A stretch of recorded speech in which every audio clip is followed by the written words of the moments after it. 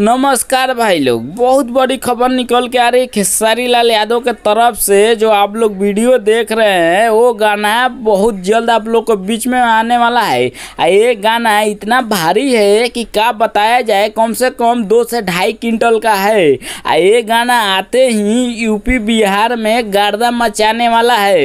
एक बात आप लोग से और कह देना चाहते हैं, क्योंकि खेसारी लाल का नया लुक, नया स्टाइलिंग आप लोग देख ही सकते हैं।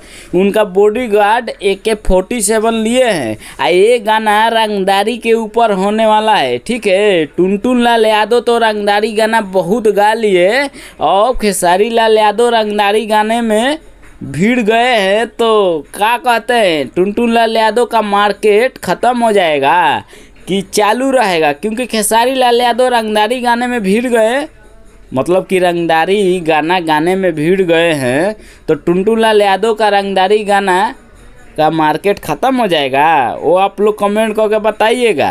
एक बात और कहना चाहता हूँ, खेसारी लाल के ऊपर ये लुक बहुत अच्छा लग रहा है, ठीक है। आप लोग को अगर अच्छा ये वीडियो भी लगा होगा, खेसारी लाल यादव का आप लोग भी फैन हो गए, तो ज़रूर लाइक सब्सक्राइब कीजिएगा।